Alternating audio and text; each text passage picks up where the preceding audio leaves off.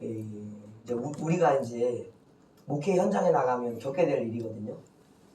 하나의 큰 복은 뭐냐면요. 우리가 새벽 예배를 의무적으로 드려야 된다는 거예요. 성도들은 공예배만 드리잖아요. 목회자는 새벽 예배를 드려야 돼. 매일 빠짐없이. 그러니까 이 목회자의 복은 예배의 복이에요. 누구 말로 그러시더라고요. 얼마나 예배를 받으시고 싶으시면 목회자를 만들어서 예배를 갖다가 그냥 새벽 예배까지 드리게 하겠냐, 이런 말씀도 하시고, 사실이에요. 하나님 가장 좋아하는 건요, 예배예요. 그리고 나중에 이제 그 주제에도 나오겠지만 계시록에는 마지막 하늘의 예배가 나와요. 4장 5장에. 그리고 19장에도 나오고요. 그 15장에 14, 15에 정도 나오잖아요. 그 13만 4천의 예배들도 있고, 그 예배가 계시록에 많이 나와요. 그러니까 예배를 계속 드리고 있었던 거야. 천사들과 함께. 그리고 죽어서 올라간 의인들과 함께, 순교자들과 함께 예배를 계속 드리고 있었던 거예요. 하나님은 그 얘기는 예배를 영원토록 받으시는 분이에요. 받으실 만한 분이시고, 하나님을 찬송하는 이유는 너희가 나의 행함을 보고 너희가 나를 찬송할지니 예배할지니 그랬거든요. 하나님 그냥 예배 대상자인 사람들에게 베푸시고 요청하시는 거예요. 그러니까 예배할 수 있는 자는 누구인가? 은혜를 입은 자들, 하나님의 구원을 경험한 자들이 예배할 수 있는 거예요. 그 예배가 달라요, 여러분. 뭐 이런 얘기 가지만 또 삼천포로 빠지네. 하여튼 정신을 차리고 갖다 놓으면, 지금 마지막에는 이제 불에 대한 이야기도 잠깐 같이 했으면 좋겠습니다. 이제 이 중요해요. 목회의 영역들은. 목회의 영역에서는 뭐 하나 안 중요한 게 없어요. 다만 우리가 그것을 폭넓게 다루어내기가 쉽지 않기 때문에 그런 거예요. 저도 만약에 제가 이 아름다운 교회에서 이제 훈련을 받지 못했다면 제가 할 수 있는 얘기는요, 신학적인 내용에 대한 그냥 선생이었을 거예요. 신학적 선생. 교회의 이제 성경교사로서의 역할만 성경 통독하고 성경 내용 분석하고 전하고 요약 정리하는 성경교사 수준이었지, 제가 뭘 영적인 걸 뭐 어디서 배울 수 있었겠어요. 저는 이제 불신이 저도 강하잖아요. 이 불신이 강한 사람들은 그런 게 있습니다. 그래서 예배는 중요한 게 여러모로 중요해요. 우리가 하나님의 은혜 속에서 우리 안에 있는 것을 죽이고 또 드러내는 이 모든 것들, 물론 하나님께 영광 돌리고 하는 부분도 분명히 있지만 하나님께 영광만이 아니라 우리 자신을 하나님이 영광스럽게 대하시는 그 영역이 말씀과 기도와 성령의 영역들이 우리 가운데서 벌어지는 변화 속에서도 있다고. 그러니까 우리를 또 영화롭게 하시는 거야. 하나님은 자신만 영광 받으시는 게 아니에요. 우리 안에 우리 인생의 변화를 통해서 우리를 영화롭게 하시면서 하나님은 영화를 받으시는 거예요. 합당하죠. 굉장히 합당한 것이 이것은. 왜? 이것은 그래서 하나님은 예배 받으실 만한 분이에요. 영광 받고 영화 받으실 만한 분이라는 사실이에요. 예배가 중요한 거예요. 예배를 이해 못하면 나중에 목회가 힘듭니다. 굉장히 중요한 주제들이 목회적으로는 굉장히 많습니다. 뭔 얘기하다 또 얘기하지? 까먹었어. 뭔 얘기했었지 우리? 하여튼 간에 이거 아시겠죠? 목회자예요. 목회자. 목회자가 예배가 그래서 아까 중요하다는 거예요. 우리를 예배 받기 위해서 우리 예배를 소중하게 생각하시는 거예요. 또 하나는 뭐냐면 우리가 얼마나 고질적인 악인들인가. 예배를 매일 드리면서 매일 은혜를 받아야만 이 죄성이 눌러지기 때문에, 그만큼 우리가 예배를 많이 드린다는 건 그만큼 우리가 악한 존재라는 거예요. 그러니까 특별히 목회자는 겸손해야 되는 게, 아까 두 번째 이유 따지면 우리가 성도들보다 더 악질이다. 근데 아프지만 이거는 사실이에요, 여러분. 왜냐면 성도들은요, 제가 이렇게 지켜보면요, 순수해요. 은혜 받으면, 제가 은혜를, 목회자인데도 제가 은혜를 못 받는데도 성도들은 은혜를 받고 있고요. 저는 시큰둥아, 이 교만한 게, 이런 게 교만할 수 있어요. 하나님의 모든 은혜를 다 은혜로 여겨야 돼요. 은혜는 값을 준 게 아니잖아요. 공짜로 주신 거잖아요. 거저 주신 거잖아요. 그럼 거저 주셨다는 건요, 감사해야 될 거예요. 더군다나 이거 하나님이 주시는 거잖아요. 영적인 거잖아요. 이건 우리가 만들어낼 수 있는 게 아니라고요. 그걸 받으면 은혜롭게 감사로 받아야 되는데, 우리는 작은 은혜, 좀 큰 은혜, 더 큰 은혜, 뭐 구분을 해요. 어느 순간 은혜를 많이 받은 사람일수록. 왜냐면 그 구분점들은 있거든요.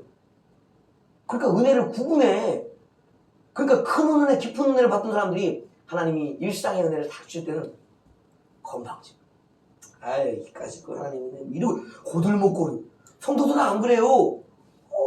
하나님. 이러고 있다고. 우리가 여기는 작은 은혜를 굉장히 기쁜 은혜로 막 성도들 누려. 누가 하나님 보시기 기쁘실까요? 감사한 은혜. 우리가 보기에 작은 은혜인데도 그걸 작다고 여기는 개념이 아니라 은혜로 이해하고 누리는 성도들이 더 착하다고. 건방져 갖고 이제 막 하나님 불 이런 불 말고 이런 불은 주셔야죠. 이런 불 필요. 어디서 하나님의 불을 갖다가 지가 판단해서 받으려고 그래. 주신 대로 받아야지. 은혜가 2만 원에 2만 원에 어디서 하나님의 은혜를 지가 판단해 주시는 분 마음이지. 우리 성도들보다 악하다고. 악질이라고 우리는. 질이 나빠요. 여기 계신 분들 질이 나쁘다고 얘기하는 게 제 질이 낮으시니까 제가 그렇다니까. 아침마다 그렇게 은혜를 주셔도 아침마다 하나님을 믿지 못하고 하나님을 대적하고 이 오래 있잖아요. 내가 나를 스스로를 알지어다. 우리가 악한 자라는 사실을 인정하는. 그러니까 이 원죄는 이 모든 것을 허락하고 우리가 바로 죄의 환경과 하나님과의 단절, 그러니까 관계 회복이 중요한 거예요. 그 다음에 우리가 경험해보는 수많은 악을 우리가 자행하면서 우리가 악인이라 사실 증명하고 행위가 증명하고 행위책이. 그러니까 뭐 행한 대로 갚으시는 이유는 바로 뭔가 우리가 선악의 열매를 계속 따먹고 있는 거예요. 우리 행실로서 하나님 말씀 끊임없이 이 생명과 빛과 이 하나님 자신이라는 사실을 알면서도 끊임없이 이 말씀을 무시하고 짓밟고 있다고. 마귀의 말과 사람의 말을 따라 종됨을 스스로 자처하고 있는 현실이 우리 현실이라는 거예요. 그렇기 때문에 목회자들은 더 양심 지켜 죄입니다. 이걸 잊으시면 안 돼요. 그것이 목회를 균형 있게 해나가는 것이죠. 내가 시험에 들어도 나를 시험 들게 하는 그 성도들을 바라볼 때 내가 더 큰 죄인이기 때문에 그 시험이라는 그 깊은 늪에서 나올 수가 있다. 나보다 저들이 더 하나님 말씀에 순종적, 더 은혜를 받기를 사모해. 그걸 보면서 우리가 우리의 태도를 잃지 않아. 이걸 잃는 순간 사역하고 버림받을 수 있어요.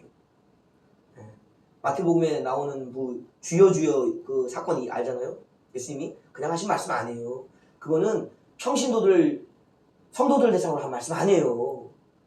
사역자들, 그것도 그냥 사역자들 아닙니다, 여러분. 사역자들, 능력의 사역자들. 사역은 많이 있습니다. 왜 이러고 하지? 하여튼 잠깐 얘기하자면 말씀의 사역, 지식과 지혜의 사역, 봉사의 사역들, 능력의 사역들, 이런 사역들이 많이 있어요.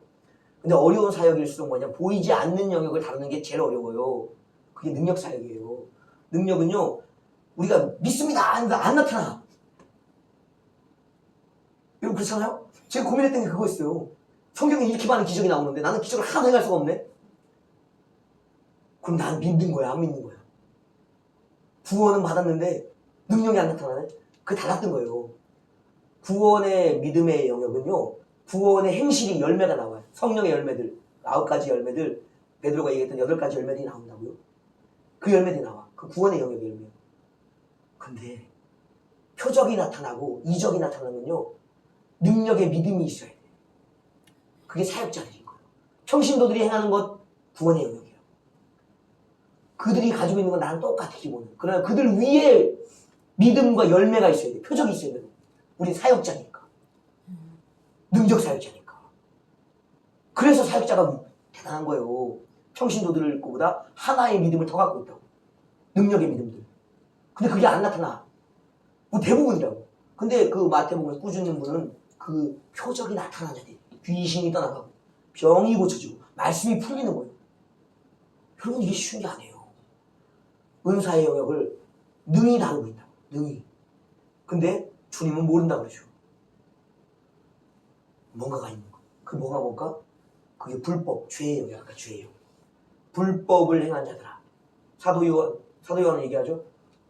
죄를 범한 즉 그것이 불법이다. 이 정의예요, 정의. 성경의 정의, 사도의 정의예요. 죄를 범하는 것이 불법, 법을 지키지 않은 것이 불법. 그 결국은 능력 있는데도 계속 죄를 지으면서 능력 행사를 하는 거예요. 죄를 지으면서 하실 수 있다는 거예요. 죄 있는 상태에서도 능력이 행해진다. 타락해서도 은사 사용할 수 있다는 거예요. 그러니까 모르는 거야. 하나님이 나와 관계가 멀어졌고 내가 이 존귀를 잃어버린 흙의 영역으로 먼지의 영역으로 떨어져 버렸다는 사실을 모르는 거예요. 계속 이것만 사용하고 있는 거예요. 두 가지 균형이 있어요. 사역자는 위험합니다. 극히 위험해요. 사역자일수록 조심해야 된다. 겸손해야 된다. 저 죄인 분명히 그렇게 바라보면서 설교하고 가르쳐야 되지만 그쪽을 얘기하는 게 아닌가요? 이렇게? 이렇게 할까요? 이렇게 할까요? 죄인이 오는구나. 나는 더 대죄인이다. 이런 마음을 늘 균형을 갖춰야지 되는 거예요. 자, 여기까지 되시죠? 왜 허락하시는 걸까요? 뭘요? 그거 계속 죄인 상태인데 왜 능력을 행할 수 있도록? 죄인 상태에서도 왜 그것이 허락될까? 우리가 생명을 보시면 돼요. 우리가 이제 아담과 하와가 죄를 짓고 나서도 죽으리라고 했는데 930제까지 살았죠? 직결 심판으로 꼴깍 죽어야 되는데 살아있다고요. 이 이유가 그 안에 녹아져 이유가 있나요? 네? 죄인 중에 계속 있죠. 바울이 그 얘기를 했죠. 죄인 중에 자기가 대장, 우두머리 괴수라고 가장 큰 죄인이라고 그 고백이 있는 거예요. 그 고백을 했어도 그게 왜 생각났죠? 예수 만났죠. 할렐루야. 예.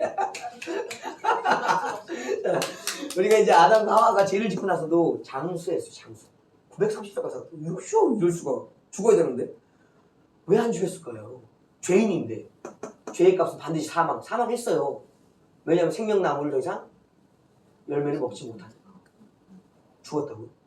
근데 안 먹은 상태에서도 굉장히 오래 살았죠. 왜 살려놨을까? 왜 살려놨을까? 첫 번째는 여기 예배를 드려요. 하나님이 친히 짐승을 잡아서 그 가죽을 입혀주시는 예배를 드려주시는. 이것도 예배로 가야 되는데 이거는. 그러니까 창세기 1, 2, 3장은 중요합니다. 이 모든 것이 다 녹아져 있는 게 1, 2, 3장이에요, 여러분. 읽고 또 읽고 읽거라. 그러니까 그 예배를 드려주고 나니까 그들에게 뭐가 있는가? 어린 양으로 많은 사람들이 바라봅니다. 그 짐승을. 거기는 뭐라고 나와 있진 않아요. 짐승인데. 근데 이제 대부분이 뭐냐면 어린 양. 왜냐면 아벨의 예배가 뭘로 드렸냐면 양의 예배로 드렸거든요. 그리고 또 가인 곡물의 예배를 드렸고. 그러면 이 둘의 예배가 재물의 차이는 없어요. 왜냐하면 그 사람 아벨과 아벨이 가지고 온 아벨의 재물, 가인과 가인에게 속한 재물. 그러니까 가인과 아벨의 예배는 그 사람에게 속한 거예요. 그 속았다는 건 뭐냐면 그 사람을 모시고 그가 가져온 것을 그 다음에 보셨다는 거예요. 뭐 가져왔니? 뒤에 거는 중요한 게 아니에요. 사람이 중요했던 거예요. 그럼 이 둘은 예배의 재물, 예배를 어디서 보고 배웠을까요? 부모에게 배웠죠. 그 부모는 누구에게 배웠는데? 하나님께. 그래서 아벨의 그 양을 드린 예배가 아마 아담과 하와를 위해서 하나님이 드리셨던 예배일 거라고 우리는 생각해봅니다. 그리고 그 이후에도 아담과 하와는 뭔 예배를 드렸을까? 양만 드리는 예배? 아니요. 땅을 잃고 농부였잖아. 곡물의 예배도 같이 드렸다. 땅의 소산도 예배니까. 그러니까 두 가지 예배를 다 드리고 있었는데 그 예배의 어느 본을 보아서 아벨과 가인이 그 본대로 드린 거예요. 그러니까 예배가 그들에게 회복되었고 그들의 죄가 아담과 하와의 죄가 용서받아진 거예요. 그 천국 가면 아담과 하와를 만날 수 있는 거죠. 용서의 주 예배를, 속죄 예배를 어린 양의 예배로, 피 흘림의 예배로 드렸기 때문에. 그러니까 그 죄사함을 받았기 때문에 뭐 할 수 있었다? 장수할 수 있었다. 즉사를 면한 거예요. 다만 뭐는 못했는가? 영생은 못했지. 왜? 몸으로서 생존하려면 생명나무를 먹어야만 했으니까. 먹지는 못하잖아. 쫓겨나잖아요. 그러니까 몸은 죽는 거예요. 영은 구원을 얻고. 그런 것이 이제 그 안에 있는 거예요. 사역자도 마찬가지입니다. 그에게 뭘 계속 허락해 주시는가? 사역자가 그냥 막 능력만 해야 하는 거예요? 그건 사역자의 사역이야. 사역자는요, 예배 드리는 자예요. 성도가 똑같다고. 그 예배 속에서 뭘 계속 입혀주시는가? 용서의 은혜를 입혀주시는. 예수 그리스도의 피와 성령의 감화 감동을 계속 주신다고. 그러니까 능력이 계속 유지는 돼. 되는데 뭘 하고 있는가 계속? 계속 자행하고 있는 거 죄를. 회개해 주시면 또 짓고 회개해 주시면 또 개가 토하였던 것을 또 먹는 거예요. 돼지가 씻었던 몸을 더러운 우물에 또 더럽히듯이 반복되고 비참한 사역이지. 그 사역은 우리도 맛볼 수 있어요. 여러분. 이제 어느 정도 성령의 능력을 찾았잖아요.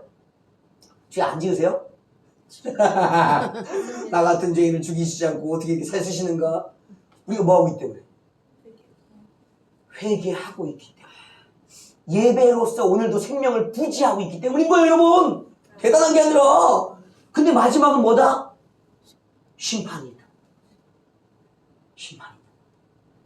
자꾸 성화되어 가고 영화로워져 가야 되는데 영적 수준이 벗어나지는 못해. 그런 상황이 있다. 그 사람들의 끝인 거예요, 그게. 살려는 두시오. 예배까지 안 드리면 벌써 끝났지. 회개 안 하면 벌써 끝났지. 예배는 드리는데 그 예배가 효과가 그때뿐인 거예요. 쉽지 않아요. 그 죄가 그래서 무서운 거예요, 죄가. 사역자라고 죄에서 자유로운 게 절대 아니에요. 우리는 죄인, 대역 죄인, 사역자일수록 대역 죄인. 이게 사실이에요. 있는 순간 교만해지는 겁니다.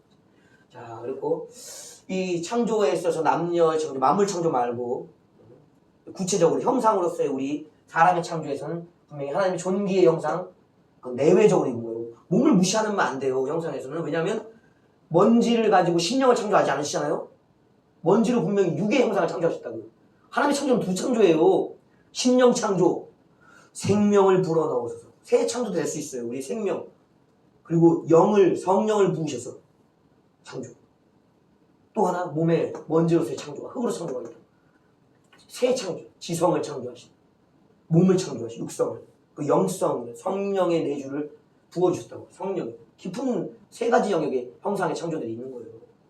그 중에 이제 우리가 봐야 될 건 이 죄인의 형상, 이것을 봐야 되는데, 이 죄인의 형상을 갖춘 자들은 우리가 이제 여기서 이제 막 남자들이 설교를 저도 이번에 이제 설교를 한번 해보려고 그래요. 가정의 달 이제 맞아서 남자들의 자리를 회복시켜줘야 돼요. 설교를.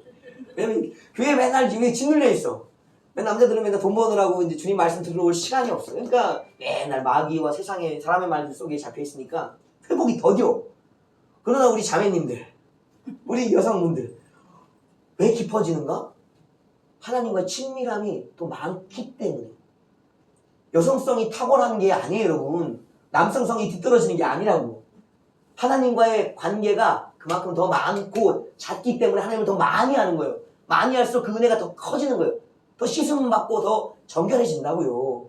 그래서 여자가 더 탁월해지는 거야. 여자가 더 대단해서가 아니고 남자들은 뭐 애 다루듯이 그냥 그렇게 하면 안 된다고. 여러분. 남자는 애가 아니에요. 남자들이 여기 있어야지 아멘이 나올 텐데 이거 남자들이 없어서 아멘이 안 나오는 거다. 슬픈해지다. 그래서 우리가 잘 알아야 되는 게 이 창조에 있어서 일단 중요한 것은 남자예요, 남자. 그리고 두 번째가 여자예요, 여자. 남자가 왜 중요한가? 남자는 첫 창조물이에요. 하나님이 처음 만드셨다. 여러분, 처음 것은 굉장히 중요합니다. 모든 의미에서. 이 처음 게 있지 않으면 둘째 것은 있을 수가 없어요. 성경에서 분명히 하나님이 남자를 만드신 후에 어디에서 뽑으셨을까요? 갈빗대를? 남자에게서 그 남자의 속에서 갈빗대를 뽑아내신 거예요. 출산이에요, 출산. 여자들 아기를 9개월? 그죠? 10개월. 안 나와서 10개월을 품고 있죠. 이 안에서 뽑아낸다. 출산. 아담, 뭘 품고 있습니까? 갈빗대를. 그리고 감사하셔야 돼요. 갈빗대가 한 개인가요? 갈빗대 몇 개예요? 24개예요? 12개예요? 안 재봤어요. 갈빗대 많아요? 20 몇 개 되죠? 부인이 20명 될 뻔한 걸 하나님 참으신 거예요. 하나만 뽑으셨어. 하나만 감사한 줄 알고. 남자에게는 뽑아낼 갈비뼈가 굉장히 많았다. 까불지 말라. 죄송합니다. 까불지 말라. 남자의 갈비뼈 굉장히 많아요. 저도 갈비뼈라 생각해요. 그러니까 그만큼의 부인들을 만드실 수가 있었어요. 그러나 하나만 뽑으셨다. 하나만. 남자가 출산을 하는데 하나님에 의한 출산이에요. 한 명을 낳았다. 낳은 게 누구다? 여자야, 여자. 이 남자의 이름은 구체적으로 누굽니까? 아담, 두 번째, 하와. 하와. 아담이 하와를 낳았더라. 그러니까 단순히 남녀의 성별의 관계도 창조에 있어요. 창조에 엄연한 사실입니다. 창조는 성별성이 있어요. 성별성이. 성별. 남자와 여자라는 성적인 차이가 있다고. 그러나 질서의 차이가 있다고. 질서의 차이. 성별만 있는 게 아니에요. 질서. 질서 안에서 부모라고 표현할까요? 부모와 자녀라는 관계가 어디에서? 남녀의 관계 속에서 있는 거예요. 그래서 창세기의 얘기는 여자는 창세기뿐 아니죠. 사도들의 이야기도 계속 경험합니다. 여자들이 남자를 주로 고백하고 그 순종할 때에 여자의 덕을 이룬다고 계속 얘기해요. 그 덕은 뭘까? 이 성별은 몸이 존귀가 같은데 여기서 얘기하는 거예요. 왜 주로 여길 정도? 주는 주님이에요. 주님. 주인이기도 하다고. 왜? 속해 있던 존재니까. 남자가 없으면 여자는 절대 나오지 않아. 다만 여기에 하나님이 개입이 있기 때문에 이게 이제 남자가 이제 이걸 경외로서 이제 생각을 해야 되는 거지. 남자가 없으면 절대 여자 없어요. 남자를 애 다루듯이 하는 게 아니라 누구 다루듯이 봐야 되나? 부모 다루듯이 봐야 되는 거예요. 부모님, 나의 남편님, 나의 주님. 이게 에베소서의 이야기 되잖아요. 남편을 부모처럼 대하라. 이게 질서예요, 질서. 바른 이해의 질서. 창세기는 중요한 거예요. 가정의 질서. 하나님이 처음 남자를 만드시는데 부족해. 하는 짓이 부족해. 생활이 부족해. 부족해서 그가 출산하게 하시는 힘으로 여자를 낳게 하셨다. 그래서 그와 부모와 자녀의 관계를 만드시다. 가정의 질서는 여기서 시작되는 거예요. 성별에서 시작이 아닌 부모와 자녀의 관계 속에서. 이 질서를 어기면 큰일 납니다. 가정의 남자가 개보다 서열이 못한 이 현실은 이 큰일 난 심판받을 가정이에요. 심판받을 가정. 어디 개새끼보다 아니 개새끼는 개보다 남자가 못해. 말도 안 되지. 남자는 머리라고. 가정의 머리. 중요한 것이요. 남자를 그렇게 대하고 이해하는 것이 필요해요. 그게 믿음이에요. 성경적인 성령을 받은 분들이잖아요. 이분들이 호흡을 받은 분들이잖아요. 하나님의 호흡을 숨을 받은 자들은 성령적인 믿음이라고.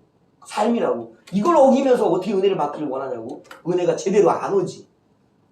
그 관계가 안 되면 하나님을, 예수님을 구주와 남편으로 신랑으로 인정하기 어렵다. 이 관계 이해가 안 되는데 제대로 이해가 서질 않았는데 어떻게 하냐고. 이 관계가 중요한 것입니다. 그래서 하나님이 남자와 여자를 만드셨는데 이 부모와 자녀의 관계가 만드셨다. 그래서 여자는 남자를 존경하고 기다려야 된다. 또 있죠. 반대로 그러면 이 부모와 자녀의 관계만 남성 우월적으로만 해석할 것이냐? 이거 악한 거예요. 그거는. 우리가 부모의 역할을 가졌다면 남자들이 아내를 어떤 대상으로 삼아야 되는가? 자녀처럼 바라봐야 된다. 그럼 당연히 자녀에게 뭘 해줘, 여러분? 당연히 나오는 거야. 모든 걸 준다고. 모든 걸. 예배소의 말씀이잖아요. 예수께서 교회에게 주신 것처럼 자신에게 주셨잖아요. 아내에게 주셨다고.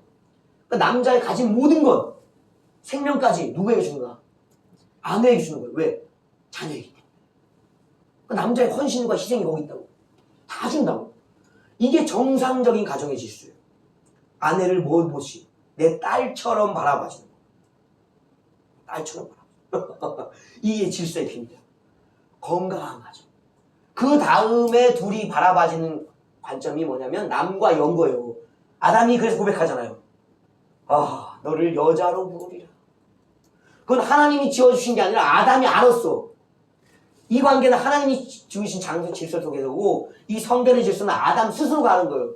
나는 남자, 너는 여자. 여자라고 부르리라.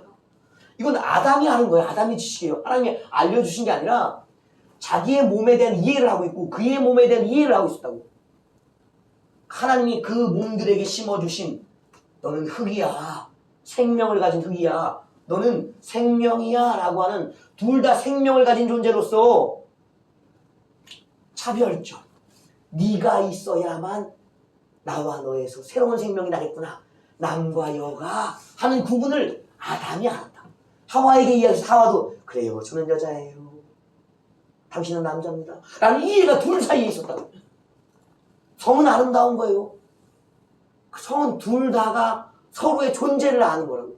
그리고 둘이 만났을 때가 뭐가 생명인데? 생명을 가진 흙, 생명의 호흡, 두 생명이 만나서 바람의 호흡과 땅의 호흡이 생명이 만나서 뭔가 짜잔 또 다른 생명을 낳는다는 사실을 알고 하는 게 성별이라고. 가정은 그래서 질서가 있는 거예요. 남녀의 질서가. 이것이 무너지면 그 가정은 개판인 거예요. 개판. 큰일 나는 거예요. 꼭 기억하셔야 돼요. 부모와 자녀로서의 출생의 질서가 있었고 성별의 질서가 있었다. 이 질서 속에 또 하나 녹아져 있는 게 있어. 하나님의 사귐의 질서. 사람은 볼 수 없는 질서. 이게 하나님의 질서가 있어요. 이 질서의 비밀은 우리가 신학적으로 표현하면 삼위일체예요.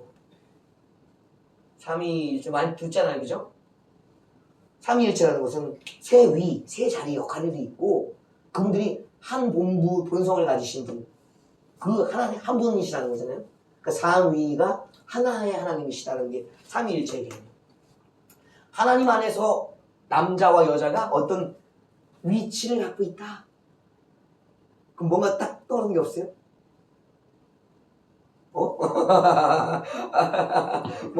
딱 떠오르는 거 없어요? 삼위일체니까. 역할 나름. 그렇죠. 아, 엄청 빠르시네. 역할이 있죠. 하나님과 남자와 여자 역할이 있어요. 우리가 남자를 아까 뭐라고 했죠? 여자의 머리. 여자의 머리로 삼아주셨다고요? 그 머리라는 것은 곧 누군가요? 예수. 예수님께 붙은 호칭이 있어요. 주님도 있죠. 우리가 많이 쓰는 것 예수 고백할 때 예수 그리스도 할렐루야. 남자에게 붙여진 역할, 맡겨진 역할, 그리스도의 역할인 거예요. 머리됨의 역할. 여자, 남자의 뭘로 지어졌죠?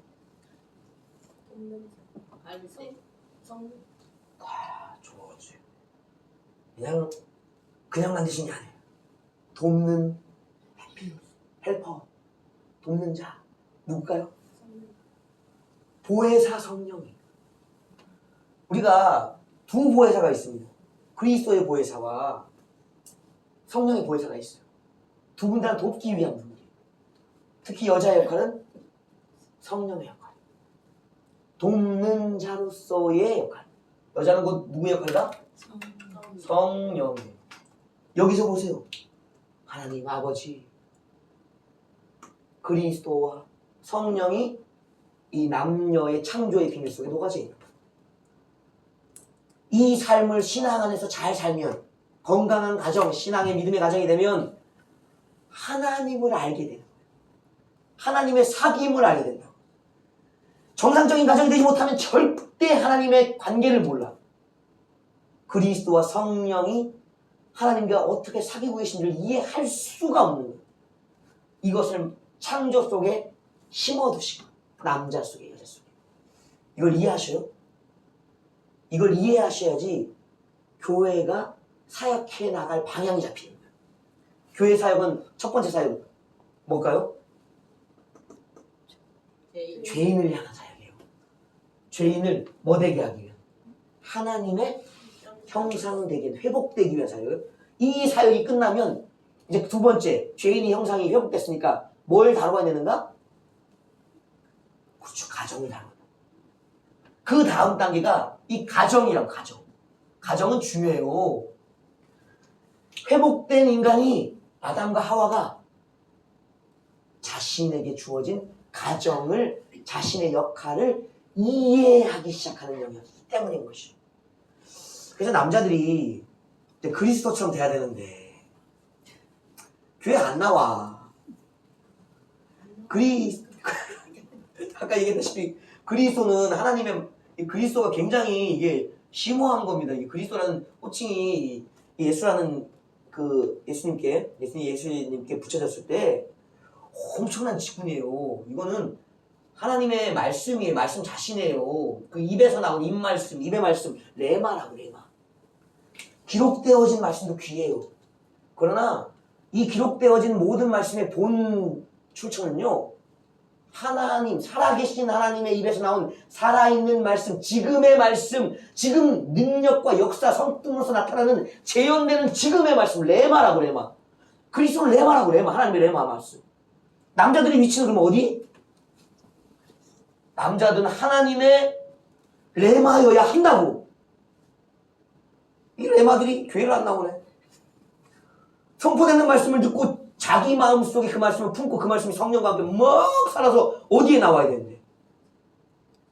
입을 통해 어디로 풀어져야 되는데? 가정에. 교회를 안 나와. 들은 말씀이 없으니 뭔 말씀이 나오겠어? 지 말씀이 나오지. 또 뭔 말씀이 나와? 마귀 말이 나오지. 하는 말마다 마귀 말이, 사람 말이. 그러니까 그리스도가 될 수 없지. 하나님 말씀을 선포하지 못하니까. 교회에서 그러니까 뭐가 되는 거야? 서열이 밀리는 거예요. 뭘로? 개 밑으로. 참 슬픈 현실이에요. 교회 나와야 돼 남자들. 정신 차리고. 존귀를 잃어버린 건 다른 게 아니고 하나님 말씀이 없기 때문에 떠났기 때문에 그런 거예요. 관계가 끊어졌기 때문에. 그냥 흙이기 때문에 그냥 흙이에요. 흙 어떻게 되고 그래? 흙을 어떻게 담아요? 흙. 밟히잖아. 그것도 성경은 이 아담아와 흙만 얘기하는 게 아니라 우리를 더 노골적으로 지시해. 밟히고 찰지기만 해도 다행이지. 푸석한 먼지. 이 가벼운 먼지 같은 남자들. 이 존재가 되어버렸다고. 슬픈 현실이에요. 교회 나와야 된다니까. 말씀 듣고 은혜 받아야 된다니까. 성령 받아야 돼. 남자의 위상을 회복하려면 엉뚱하게 막 큰 소리 칠 게 아니라 그리스도 적이 되어야 된다고. 뭐? 살아계신 하나님의 레마의 말씀이 그 안에 가득가득 차서 예수님처럼, 예수님은 곧 누구십니까? 하나님의 말씀이시오 그리스도시니까 그분을 닮아가야 된다고. 남자들이 먼저 머리 됐기 때문에 가정의 질서 그렇게 회복돼야 되는 거예요. 먼저 누가 서야 되는가? 아담. 먼저 창조된 자가 바로 제자리를 찾아가야 돼. 먼저 회복돼야 돼. 근데 대부분 교회가 그래요. 교회의 비율을 보십시오. 교회들만 갖다 보세요. 다 보면 누가 많이 보여요? 자매들이 많이 보여요. 여성들이 많이 보여요. 여성들은 그러니까 뭐가 회복이 빨라? 자기 역할의 회복이 빨라. 누구와 같은 역할이? 성령의 역할. 이 그리스도의 존귀도 있지만 성령의 존귀가, 여러분, 성령, 이 보혜사의 존귀가 어마어마한 겁니다. 여러분, 이것이 뭐냐면 하나님의 능력의 말씀이에요. 능력의 말씀. 이건 약속이에요. 약속. 남자들은 이 약속이 있기 때문에 그것이 성취되는 거거든요. 성취하려면 능력이 있어야 돼요. 그래서 삼위일체 하나님은 늘 함께 일할 수밖에 없어. 아버지가 뜻을 품고 작정하시고 뭐 하신다? 말씀으로 선포하셔. 약속해 주셔. 그 성령은 반드시 그것을 뭐 하시는가? 능력과 성품으로 이루셔. 그러니까 삼위가 어마어마한 거예요. 이 관계성이. 성취의 말씀, 약속의 말씀이라는 것이 이 안에 녹아져 있는 거거든요. 그게 보혜사의 능력, 능력의 말씀이 반드시 이것을 이루신다고. 여자가 있어야 이루어져. 그러니까 여자의 권세가 센 거야. 왜? 성취가 어디서 되니까? 보혜사의 영역에서 되어지기 때문에. 그러니까 여자들이 집에 가서 이 충만함을 가지고 남자들을 누르지. 권세가 있잖아. 성취의 능력이 있잖아. 남자들이 밥할 줄 밥도 못해. 밥한 법은 알아. 밥솥에 물 쌀 씻어갖고 넣고 하면 된다고. 밥은 지을지도 몰라. 반찬 깍둑깍둑 썰어갖고 하면 된다고 알아. 만들 줄은 몰라.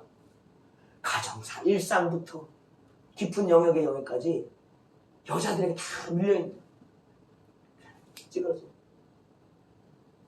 보혜사 역할을 여자들이 이 능력의 말씀을 찍어 누르는 사용할 것이 아니라 어떻게 저 죄 있는 남자를 아담의 자리로 돌려주는 거예요. 그게 돕는 배필. 돕는 배필. 찍어 누르는 억압자로서의 배필이 아닌 돕는 배필. 돕는다는 걸 여러분 잘 이해하셔야 돼요. 이게 우리가 두 단어가 합쳐진 거예요, 여러분. 이거 중요한 것입니다. 다 중요해야 돼. 다 중요해야 돼. 아니 뭐 안 중요한 게 없어요. 다 중요해. 그러나 돕다 글씨를 제가 엉망이지만 이게 돕다 그리고 배필이잖아요. 보혜사로서 그를 세워주는 역할, 그의 부족함을 채워준다고. 이 돕는 것이 없으면 남자는 결코 회복될 수 없어. 대부분이 그래. 하나님께 나오는 빈도도 적지만 이 은혜를 받는 게 달라. 맨날 사명이 뭐예요? 아담이 받았던 사명. 에덴 동산을 어떻게 하라? 일하라, 일궈라. 경작하는 거야. 그러니까 남자에게 항상 뭐가 따라오는가? 일이 따라와. 일이. 노동이 따라온다. 노동을 많이 하면 경제적으로 먹고 사는 건 아니죠. 그러나 반드시 떡만 있어야 사는 게 아니잖아요. 하나님 말씀, 영적인 에너지가 있어야 돼요. 식량이 있어야 되잖아요. 그 남자가 스스로가 챙겨 먹을 수가 없어요. 일하다가 그냥 평생 일의 노예로 치여 죽는 사람들이 90% 이상 될 거예요. 누가 필요한가? 양식을 갖다 줘야지 누가. 육의 양식 말고 남자는 육의 양식을 열심히 벌고 있으니까. 여성들이 믿음의 여인들이 교회에서 말씀을 통해 자기가 이해되어지고 능력, 성령의 능력으로서 받아진 말씀을 어떻게 한다 남편에게 갖다가 이렇게 먹어봐 그러면 이제 애기 새처럼 먹고 크는 거지. 그러면 엄마 생의 마음이 있는데 확 날아와갖고 다시 먹어봐 그런 마음이 있는데 그럼 이걸 쪼쪼 받아 먹고는 이제 크는 거지. 자기가 크죠. 그리고 어디 나와? 스스로가 이제 교회에 나와서 하나님의 말씀을 자기 스스로가 배워야죠. 배우고 받고 받고 이해하고 살아간다. 하나님을 처음 대면했던 자의 모습, 그 아담이 되어진. 도움은 중요한 겁니다. 사람 살리는 일이에요. 살리는 일. 이 살리는 돕는 일을 잘할 때 누가 된다? 하와의 이름은 생명. 바람의 생명이에요. 바람의 생명. 역할을 잘해요. 이걸 못하면 돕는 자가 못된다. 사명 감당을 못한 거다. 또 다른 갈빗대를 뽑아내는 이게 큰일 났네. 이 역할을 못하면 죽기 때문에 또 다른 갈빗대가 필요해지는 거야. 안 된다. 갈빗대는 몇 개여야 된다? 하나여야 한다. 나여야 한다. 뭘 잘함으로써 돕는 역할을 내가 스스로를 뭘로 생각하고 아와 성령의 역할을 감당하는 보혜사 역할이라고. 자신을 성령이라고 하면 큰일 나요 여러분. 이만이 된다고. 내가 성령이 아니라 성령의 위치를 삼위일체적으로 이해하고 내 역할이 하나님의 이치 속에 있는 역할이다. 내가 성취를 위한 능력의 영역에 있는 여인이구나. 이렇게 생각해야 돼. 다 같이 나는 성령의 역할을 감당하고 있다. 성의 역할을 감당하고 있다. 능력의 말씀으로 사용되고 있다. 능력의 말씀으로 사용되고 있다. 이게 존귀한 거예요. 남편을 바가지 긁고 찍어 눌러갖고 내가 존귀를 얻는 게 아니라 성령처럼 희생적인. 여러분 성령을 받아보면요. 성령 굉장히 예민하신 분이에요. 그리스도보다도 더 예민하시고 다 같은 하나님이신데 침묵하는 걸 잘하셔. 섬세하다고. 나같이 섬세해. 좀 누가 예리하게 찌려보면 마음이 그런 분이에요, 성령은. 성령의 음성 듣기가 굉장히 어렵습니다. 거친 사람들이 성령의 음성을 잘 못 들어요.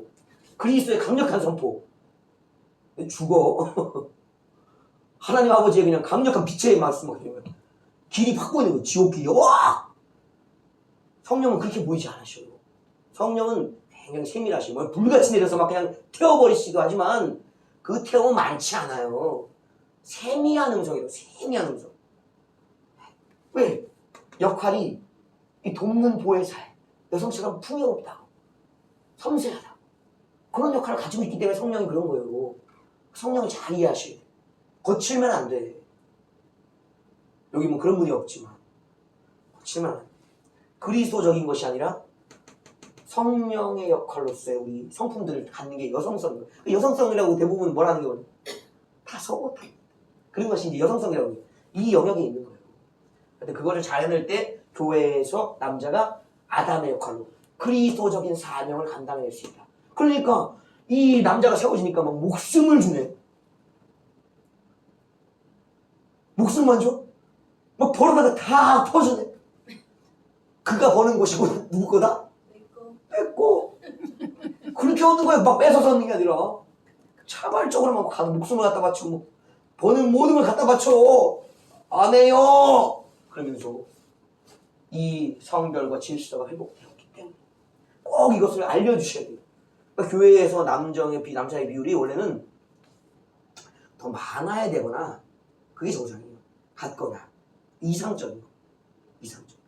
그리고 그 가정에 두 남녀가 같이 나오는 게 진짜 성경적인 거. 하나님 앞에 누가 서 있었습니까?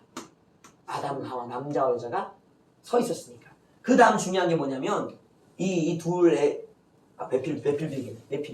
배필에 의해서 이거는 쌍이에요. 쌍. 너를 돕는 너와 같은 존재로서의 이것을 말하고 우리는 뭐란가? 사람이라고 부르기 시작하는 거예요.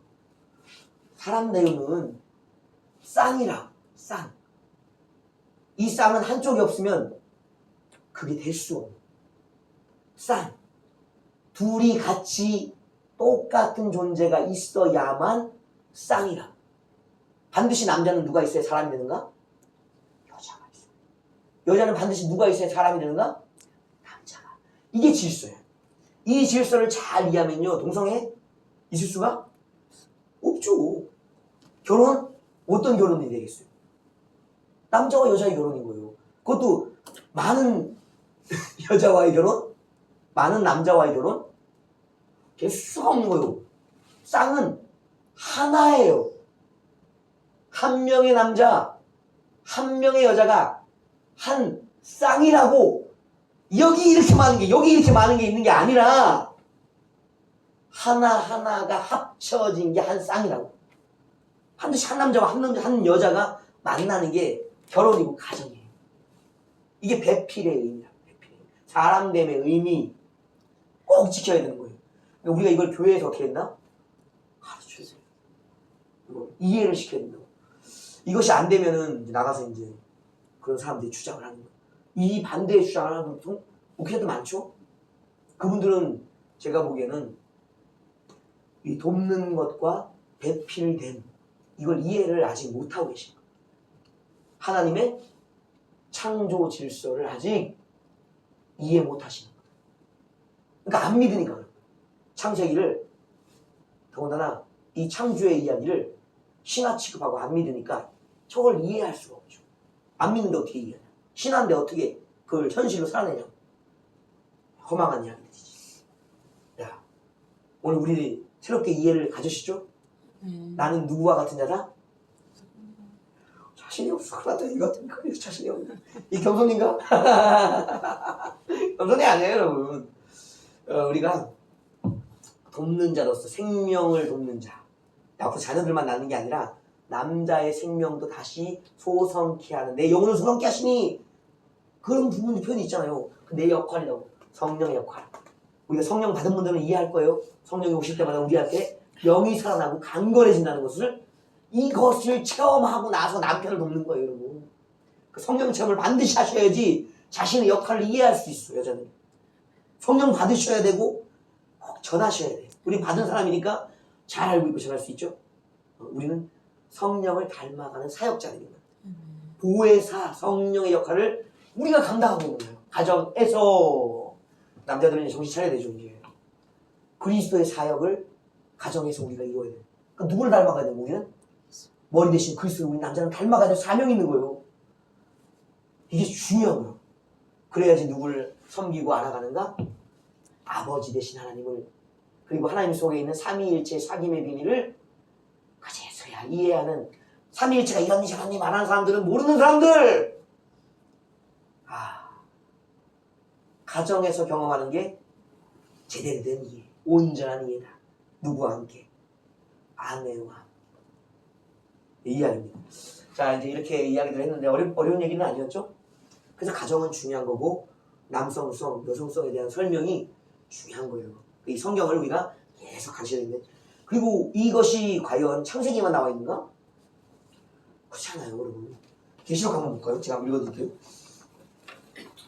이 창세기의 이야기가 거기만 나오는 것만이 아니에요. 우리가 마지막 때에 대한 말씀 계시록에 나와요.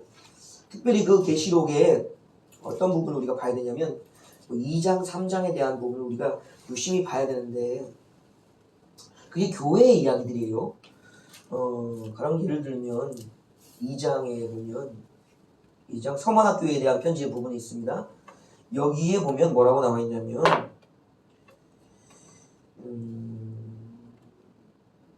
서머나가 아니네. 잠깐만. 버가모 교회 나오는 거에 보면 발람의 교훈을 지키는 자들이 내게 있도다 라고 이야기하고 있어요. 버가모 교회에 발람의 교훈을 지키는 자들이 있다고 얘기하고 있어요. 그리고 에베소 교회에도 니골라 당의 이거 꺼져가나요? 목소리 안 들리죠? 저기 이거 해주세요.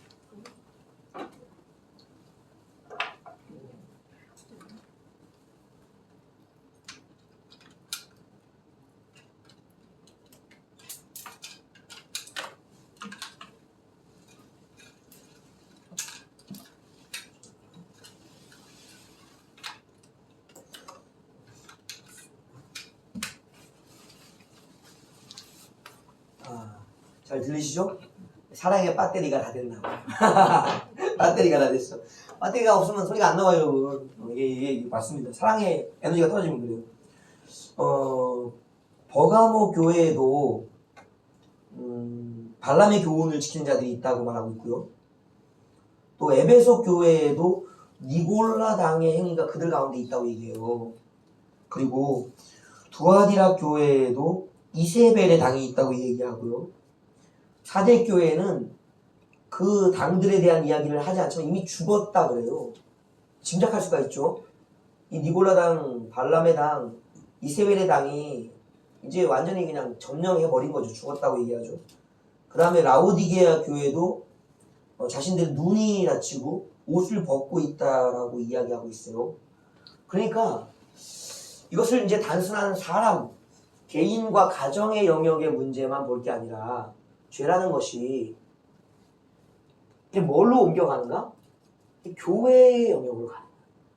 우리가 이제 요한 사도의 편지를 보면 교회를 향한 편지인데 베드로 사도도 그렇고 이제 교회를 향해 뭘로 부르신지 아시죠? 표현이 여인들이라고 부르요.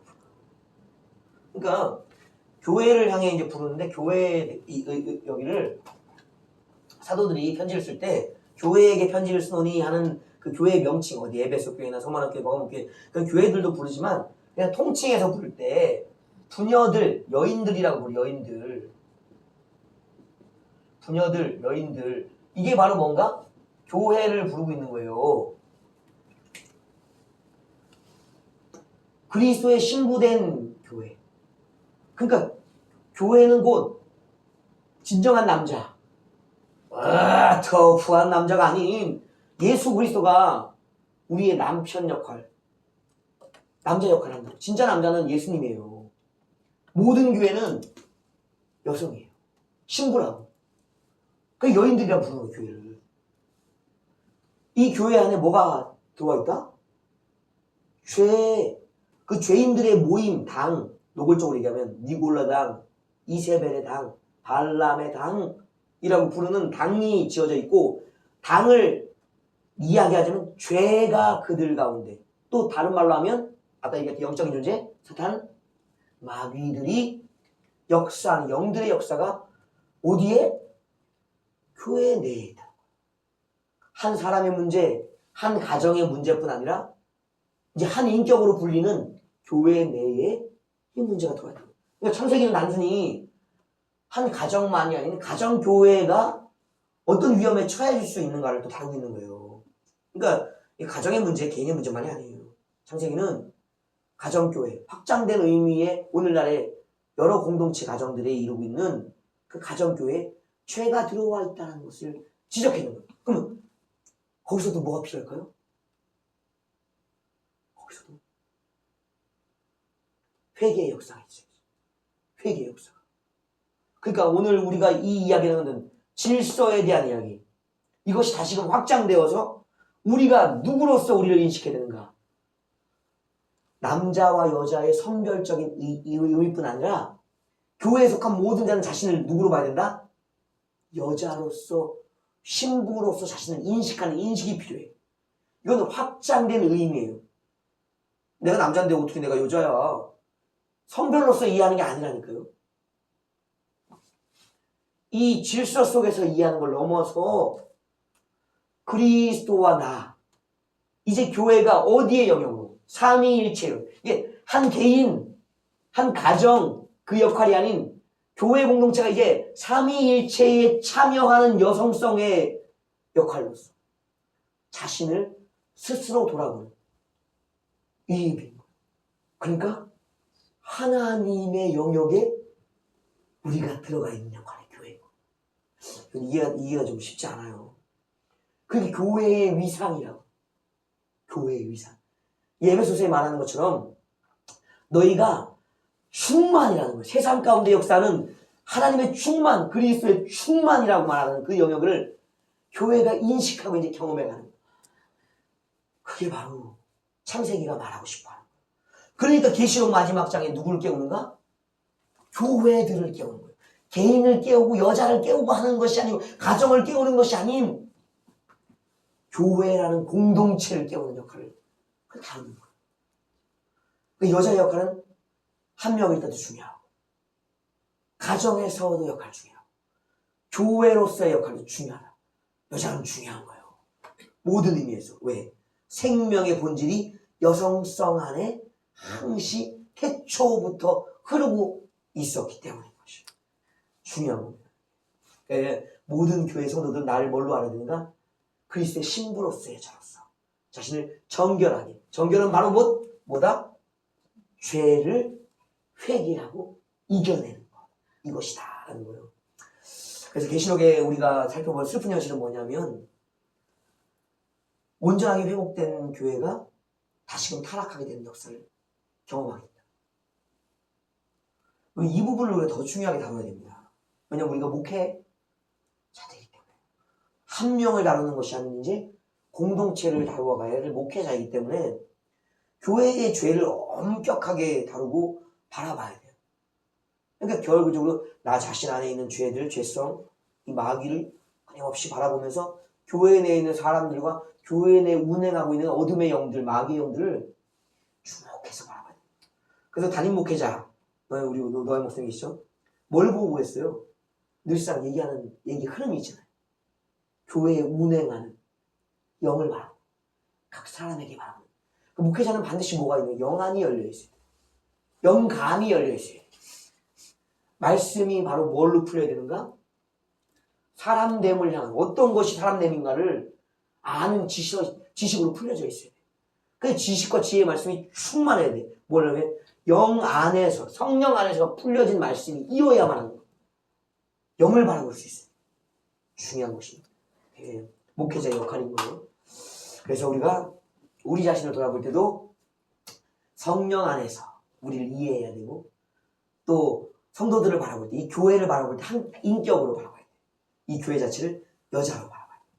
그러니까 목회자는 그리스도적이면서도 한편으로 그렇죠. 왜냐하면 이 교회를 치리하면서 교회의 말씀을 선포하는 역할이니까 누구의 역할이요? 남자 역할이죠. 목회자는 그리스도적이란 말이에요. 동시에 그 공동체에 속해 있는 자로서 성령적이고 여성적인 역할. 그러니까 목회자는 굉장히 어려운 심오한 역할. 개인의 역할과 가정에서 자기 가정이 있잖아요. 그 가정에서의 역할과 교회에서의 이 역할들을 굉장히 여러 가지 다중적인 의미로서 가지고 이해한 자가 목회자예요. 깊은 영역에 있는 목회자. 목회자 쉬운 거 아닙니다. 그래서 성경의 맥을 잡을 때도 흐름을 잡고 주제를 잡을 때도 이제 단편적인 거 좋아요. 깊이 파요. 아주 깊이 두두두두두두두 파 들어가. 그러면서 뭘 가져야 되는가? 다양한 주제들을 두두두두두 넓혀가 파야 돼. 깊고 넓게. 이 작업을 하려면 많은 노력, 특히 말씀을 읽는 시간. 그리고 여러 이 성경적인 견해들을 가진 사람들 있잖아요. 그러니까 우리가 다양한 설교도 들어봐야 돼. 자기의 사명적인 설교 있죠. 저번에 나는 죽음만이 보인다. 나는 뭐 전도만이 보인다. 나는 자신에게 주어진 영역에 사명의 메시지가 방향성이 있어요. 그 말씀을 깊게 파는 것도 중요합니다. 넓은 것도 필요해요. 다양한 설교를 들어보는 것도 중요해요. 여러 사람의 목회자들의 견해들을 신학적으로도 들어보고 목회적으로도 들어보고 활동들도 보고 하는 폭이 넓어지는 것도 굉장히 중요합니다. 목회자는 어려운 거예요. 그러니까 하여튼 간에 그것들 다 할 수는 없지만 하여튼 간에 최대한 자신에게 주어진 시간들을 활용해서 노력하는 자예요. 안주하는 자가 아니라 계속 노력해야 돼요. 끝도 없어요. 솔직히. 끝도 없어요. 그러니까 요즘 저도 이제 뭘 하냐면 원어에 좀 관심이 가기 시작했어요. 그냥 원어 그냥 옛날에 배웠던 그 헬라어 히브리어가 아니라 목회적 관점에서의 원어가 저도 관심이 가기 시작했어요. 이 부분 다음에 이제 뭐 하나 또 이야기 나올 때 또 하겠습니다. 그런 것들 하니까 우리 목회자의 역할은 중요하다. 다 같이 마지막 이 고백을 좀 많이 좀 내뱉었으면 좋겠어요. 나는 교회에 그리스도적 사명을 가지고 목회한다. 그리스도적 사명을 가지고 목회를 한다. 나는 교회에서 성령적인 역할을 가지고서 목회한다.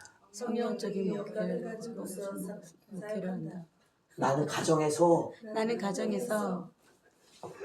내게 맡겨진 역할들을 이해하고 목회한다. 내게 맡겨진 역할들을 이해하고 목회한다. 생활한다도 마찬가지예요. 우리는 이제 목회자이기 때문에 생활을 뭘로 바꿔내는 표현을 되니까 목회적 입장으로 표현해야 돼요. 집에 가서 이제 저도 이제 저기 계시잖아요. 저는 엄청 편안합니다, 여러분. 행복해요. 왜냐? 아유, 성령적인 사람이야. 그러니까 뭐 나를 어떻게 해야지 항상 하와로서 돕는 역할을 하잖아요. 갈비대가 채워져 있으니까 내가 편안 안 하고 이 돕는 역할을 하니까 내가 도움을 받잖아요 항상. 나는 항상 부족해. 저도 승질머리도 좀 고약하기도 하고 여러 가지 막 그런 게 있지만 일도 잘 저지르잖아요. 근데 이런 역할들을 잘 돕는 자로서 나를 채워주니까 편안하다고. 이거 보세요. 오늘도 얼마나 건전지도 챙겨주잖아. 얼마나 중요한 역할을 하고 있어요. 여러모로 중요해요. 여러모로. 그러니까 서로 간에 이 가정이 편안해야 돼. 돌아가서 우리가 남편을 누르는 자가 아니라 돌아가면 남편을 그리스도로 세운다는 역할들을 특히 여성 사역자일수록 잘해야 돼. 그게 남편의 머리를 찍어 누르는 게 아니라 이제 남편을 세워주고 그래야만 그 남편이 나를 그리스도의 역할로서 돕는 자로서 내가 성취하는 능력의 말씀의 사역의 위치에서 잘 해나갈 수 있는. 또 남성 사역자도 말씀이지.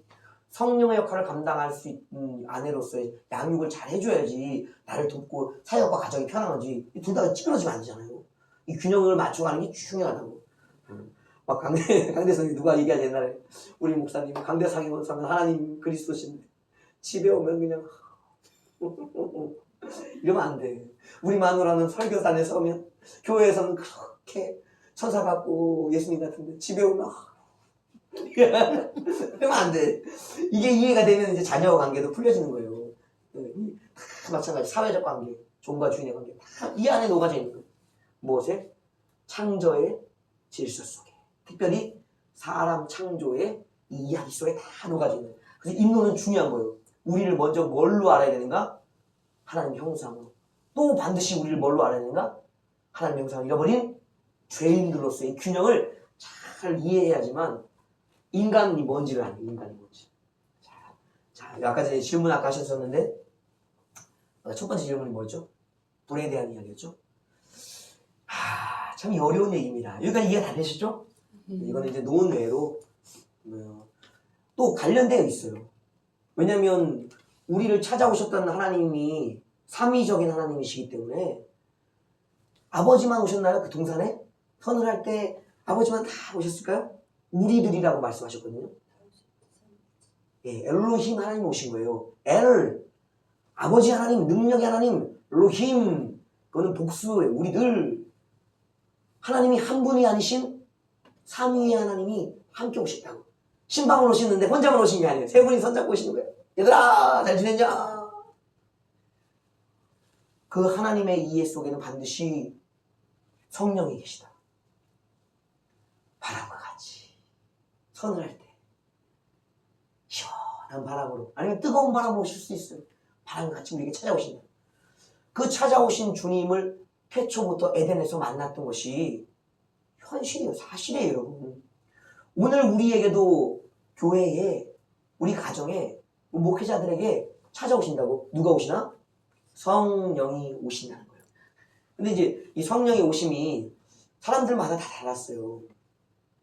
에덴에 오실 때는 이제 어떻게 오셨는지 정확하게는 나와 있지 않아요. 그러나 이제 그 오심이 오순절날 사건에서는 이제 명백하게 드러납니다. 뭐 예수님의 세례에서도 나오죠. 예수님에게 이제 온전한 사람이 어떻게 온전한 사람이 될 수 있는가? 이제 이거 나중에 설교도 한번 해보세요. 하늘이 열려야 돼요, 여러분. 하나님 어디 계시니까? 하늘에 계셔요. 이거는 장소적인 영역입니다. 하나님은 존귀하신 분이에요. 영적 하늘, 셋째 하늘에 계셔요. 근데 항상 누구와 같이? 내 안에도 그리스도와 말씀을 통해서 내 안에도 계셔요. 또 성령을 통해서 성령 받은 자는 성령을 통해서 또 내 안에 계셔요. 그러니까 분명히 잊으면 안 돼요. 하나님은 동시적이신 분이에요. 장소적으로는 분명히 구별되어 있어요. 동시적으로는 하늘과 땅에, 내 안에. 장소적으로는 하늘에, 지극한 영적인 하늘, 셋째 하늘에 계시다는 거예요. 그 사이에 하늘이 열려야 돼. 그래서 하늘에서 너는 내 사랑하는 자니. 하나님 인정의 말씀이 반드시 있고 성령이 오시거든요. 예수님에게 있어서. 그러니까 성령 받아야만, 성령으로 태어나셨음에도 불구하고 성령을 받음으로써 우리가 어떠한 사람이 되어야만 온전한 사람일까 보여주시는 거예요. 성령 받아야 되고 성령 받아야만 사역할 수 있다는 걸 예수님은 자신의 사역의 시작 속에서 보여주시거든요. 오순절날은 사도들임에도 불구하고 신이 그리스도를 만났고, 여러분 그리스도의 가르침을 받았어요. 부활하신 예수님까지도 봤어요. 부활의 예수까지도. 그러면서도 뭘 받아야 되는가? 성령 받아야 했거든요. 성령은 중요한 것입니다. 이 성령을 그들은 어떻게 받았는가? 바람 같은 성령, 불 같은 성령, 형상을 가진 혀 같은 형상을 보았어요. 그 형상은요, 사람에게도 하나님의 이미지가 부여되어 있죠? 이미지는 중요한 거예요.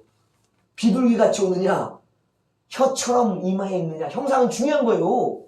그 본질, 하나님의 뜻이 노골적으로 이미지화되어 있는 형상이에요, 여러분. 내게 오시는 성령을 볼 수 있다면 자신의 뭘 보는가? 사명을 볼 수 있는 거예요. 베드로, 바울은 못 봤네. 잠깐, 베드로, 야고보, 이런 요한, 이런 사도들이 120명이 자신들 위에 각 사람에게 서로를 마주 보면서 뭘 받는가? 혀 같은 불의 성령을 보았다는 거예요. 그들은 이해는 못했죠. 그러면서 동시에 뭐가 풀렸어요? 혀가 풀렸어요. 혀 같은 성령이 오셔서 뭘 풀어주는가? 혀를 풀어주시는 거예요. 그 풀림이 뭐예요? 방언이에요, 방언. 이게 다른 언어의 방언이라고. 우리가 쓰는 외국어적인 방언도 있어요. 그러나 영이 오셔서 풀어주는 방언은 영의 혀가 풀려요. 내 영이 소생해서 아담처럼 하나님과 대화할 수 있는 하나님의 언어를 쓸 수 있는 영이 풀려지는 것이에요. 이제는 언어적인 영역과 또 결합되어 있는 것이 뭐예요? 영의 언어가 같이 풀려지는 거예요. 영어를 해도 방언 천사의 말을 해도 그 안에 뭐가 녹아야 됐다? 성령이 가지신 영적인 뜻이 그 안에 담겨지는 거예요. 이런 체험들이 굉장히 많습니다. 영어로 설교하고 일본어로 설교하는데 한국말로 알아듣는 선교사들 굉장히 이해 관심들이 있어요, 여러분. 그럼 내가 배우지 않는데 어떻게 그 어른을 이해하냐고. 성령이 통역해 주시는 거예요. 일반 외국어 속에서도 통역이 성령의 음력 안에서 뜻이 풀려지고 천사의 말로 다다다 와바스바바 개만일스바시다 뭐 해도 통역하는 자도 있잖아요. 천사의 말을 해도 통역되어 오신다고 여러분. 그렇게 오신다고. 그게 바로 뭐야? 형상 속에서 이해되어지는 거. 지나고 보니까 불같은 말씀이 풀려지네. 그게 방언이었네라는 거예요. 그럼 오늘 우리가 성령이 오셔서 방언을 하고 있다는 것은 역으로도 풀 수 있어야지. 어떻게 풀 수 있을까요? 잠깐 상상을 해보세요. 불의 혀 같은 성령이 오셨다. 근데 그들에게 뭐가 풀렸다? 방언이 나타났다. 그럼 오늘 우리가 방언을 받았다는 것은 뭘로 볼 수 있어? 그러니까 우리가 이제 목회적 관점에서 상상력이 필요해요. 상상력은 해석. 원래 설교를 하려고 하면 해석을 해줘야 되잖아요. 봉독 선포만 하는 게 아니라 해석을 해줘야 된다, 설교를. 그러니까 이제 성령께서 오신 전날, 성령은 중요하십니다. 삼위 하나님이시니까 오시는데 불과 같이 또 바람처럼 혀처럼 오셨다. 형상화. 이것은 다 촉감적인 거예요. 느끼는 거예요. 뜨거워. 바람이 막 거친 막 움직임, 공기 움직임이 있어. 영적인 움직임. 그 방언이 열렸다는 거잖아요. 이게 방언이 되었다는 거예요. 오늘 우리가 방언을 받잖아요. 용사로서 성령이 오셨을 때 그 이야기는 뭐예요? 내 위에 어떠한 성령이 오셨다. 그렇게 해석할 수도 있어야지. 보이진 않아. 우리가 사도들처럼 영안이 열려있진 않아요. 그러나 말씀을 오늘 우리의 현실, 현상으로 풀어낼 수는 있어야지. 어떻게 오시는데? 사도들과 같이 오신다면 우리에게 불같이 바람같이 혀처럼 임하셨을 것이라고 우리는 말씀을 통해서는 뭐 했어요? 믿음으로 볼 수 있다는 거예요. 내가 방언을 받았다? 내 위에 누가 임하셨다? 불로서의 성령이 임하셨다.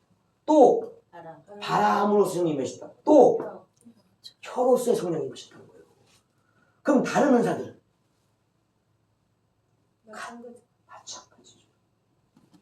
그러니까 성령이 오셔서 주는 이 자유로운 바람, 속박되지 않는 거예요. 불 다 소멸하고 태우시잖아요.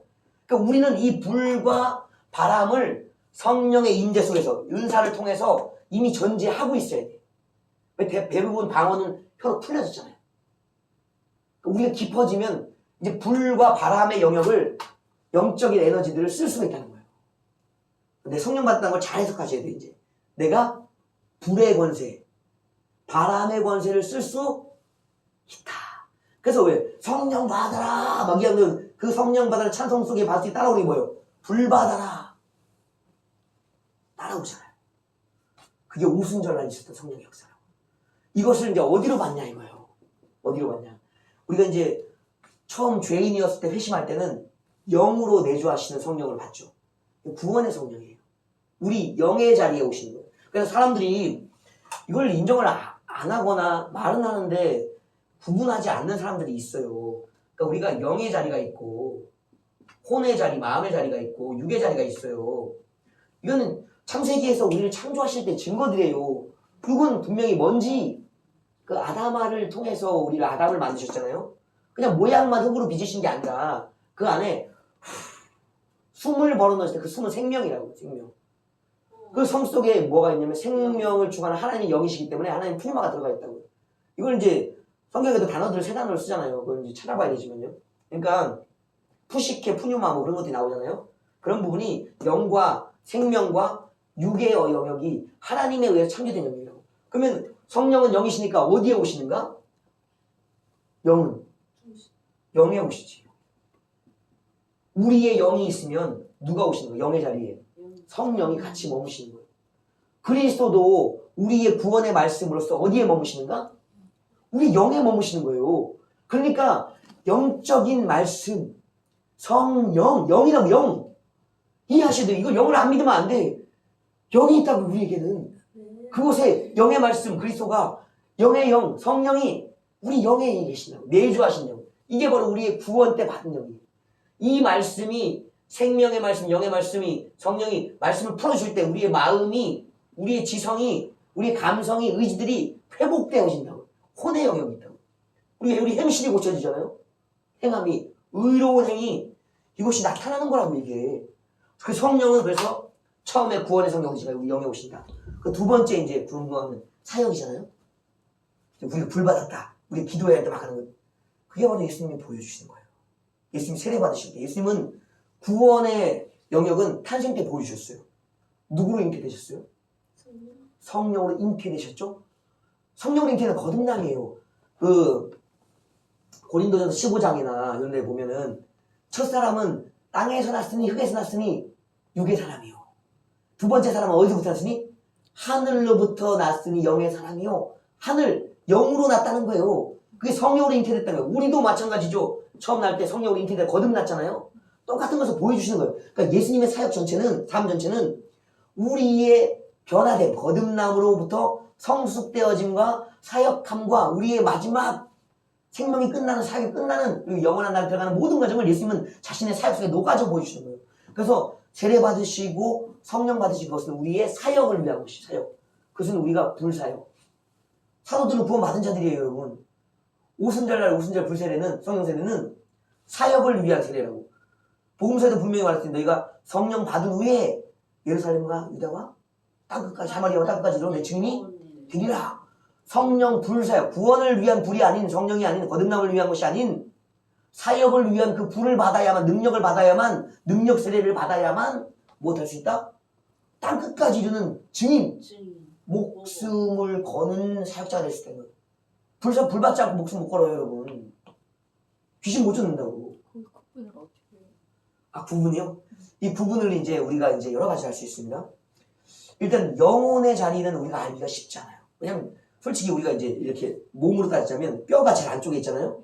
척추가 뼈. 그 위에 장기들이나 이런 살질 기관들이 입혀져 있잖아요. 그럼 지금 이제 외부에 근육들, 표피들이 옮겨져 있잖아요. 이런 것을 이미지로 살펴보시면 영적인 이해가 좋아요. 영은 가장 깊은 곳에 있습니다. 뭐 이 안에 있다고 위치적으로는 배를 얘기하기도 하는데 배에서 생수같이 우선 가장 깊은 영역이 있어요. 그 다음 영역이 뭐냐면 우리가 마음의 영역, 감정의 영역이에요. 그 다음에 이제 우리가 느끼는 육감의 영역이 있습니다. 그러면 내주는 이 안에 영역이 오죠.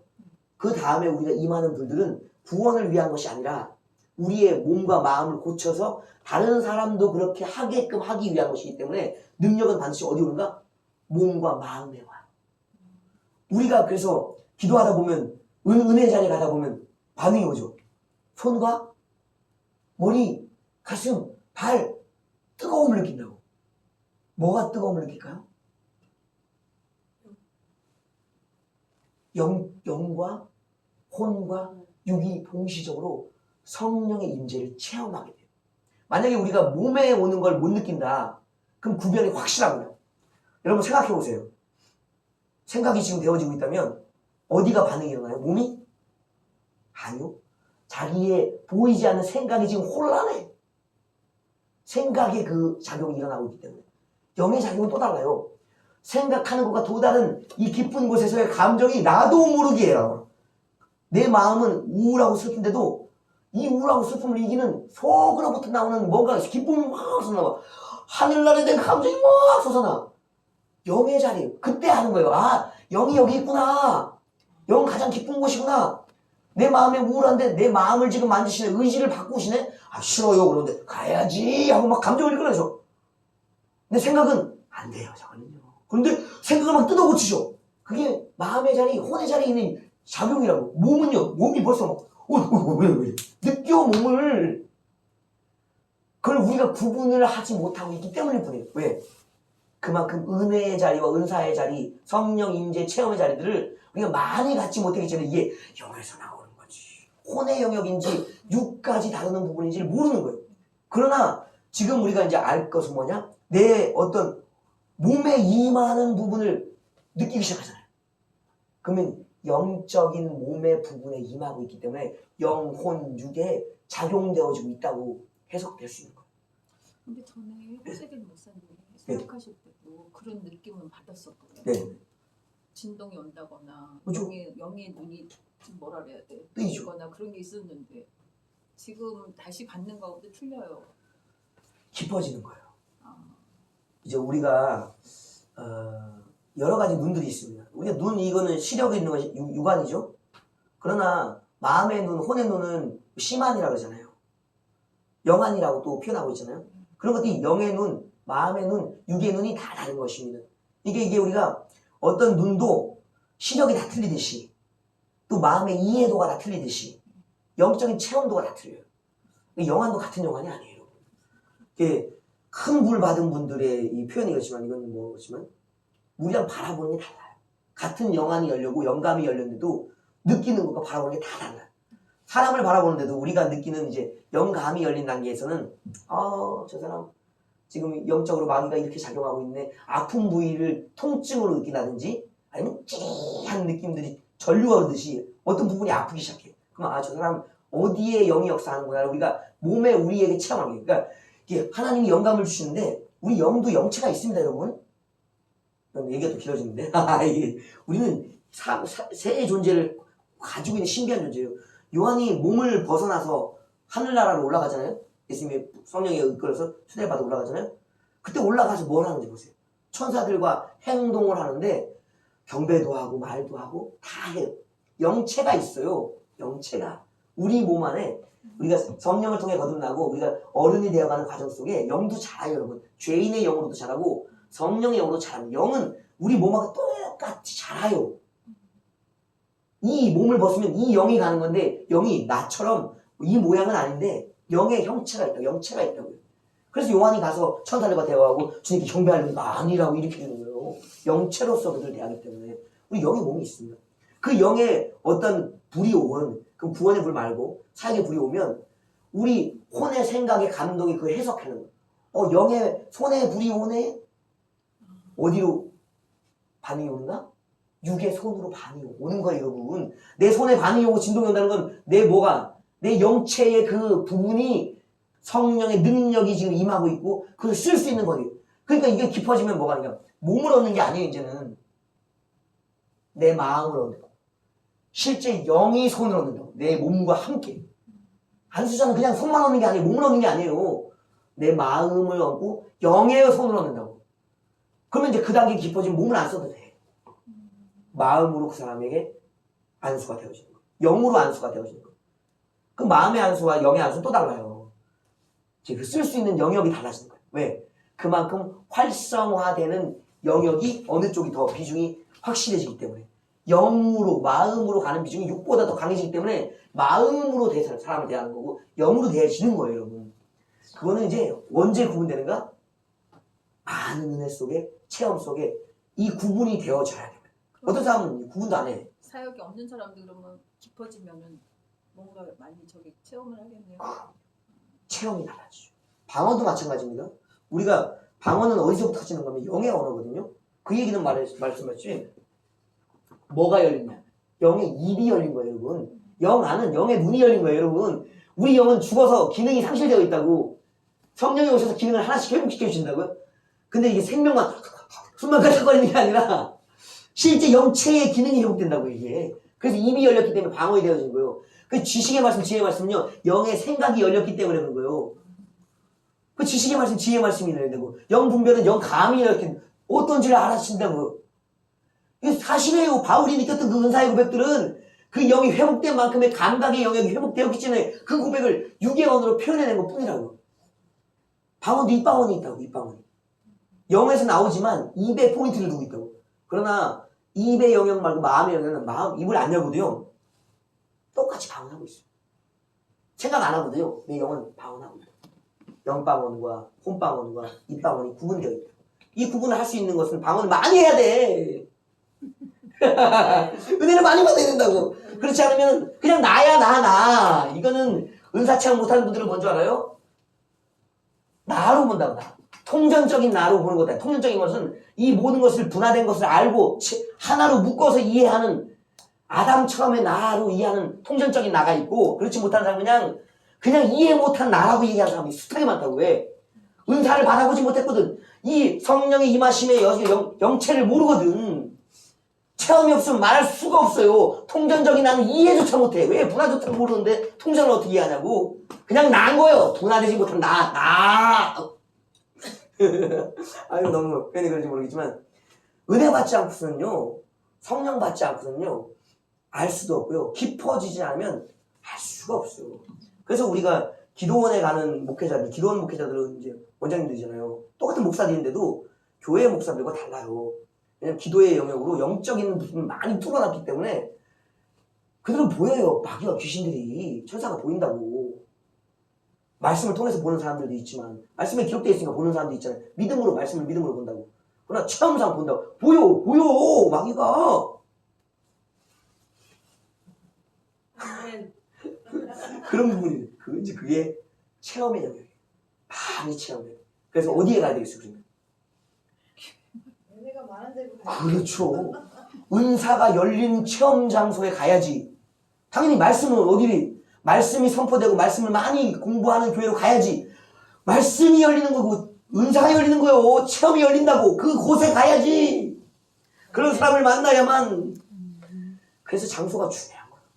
그러니까 교회는 항상 말씀이 선포되고 말씀이 연구되고 하는 곳이 동시에 은사가 풀려지고 성령의 역사가 강력하게 일어나는 두 가지 균형된 게. 대부분 그런 교회가 없어. 아름다운 교회. 할렐루야. 편향되어 있거나 둘 다가 아주 그냥 눌려있지. 그런 교회가 극히 드물다고. 그래서 그런 교회가 뭐한 교회인가? 균형 잡힌 교회. 그리스도적이고 성령적이고 삼위적인 영역 속에 있는 교회. 그것이 다 뭐인가? 아버지의 빛 속에서만 살아계신 레마의 말씀이 펼쳐지는 곳에서만 그 두 사역이 가능해지는 것이. 아버지의 빛의 인도를 받지 못하면, 빛의 세례를 받지 못하면 결코 물세례, 피세례, 성령세례 어떤 세례도 받을 수 없어요. 불세례도 받을 수 없어요, 여러분. 배고파요. 떡도 먹어야 하느니. 자, 하여튼 이게 길어집니다. 하여튼 주제를 하는 질문이 좋아요. 질문이 좋으면 하여튼 깊은 영역을 갈 수 있어요. 그러니까 갖고 살고 있으면서 하고 있으면 몰라. 모르는 모르죠. 거야. 그것이 이제 말씀도 깊어져야 되고 은사 체험도 깊어져야 돼요. 삶도 깊어져야 돼요. 저도 이제 이런 교회의 흐름 속에 있으니까 아는 거지. 저도 그래요. 그래서 목회자나 하여튼 간에 깊은 영역을 다루는 것은 귀한 자리다. 근데 이걸 정리하면 되겠어요. 가다 보면 끝에 가면 똑같아. 한 열 몇 번을 해야 되잖아요. 하다 보면 이렇게 돼요. 자연적으로. 하려고 뭐 있어요. 제가 아는 건 저는 뭐 여튼 끝내요. 밥 먹으러 가니까.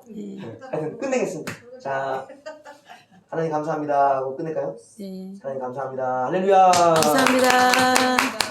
감사합니다. 잘 들었어요. 할렐루야. 재밌죠? 다 지난 거 들었어. 아주 좋아. 좋은데 여기 들어올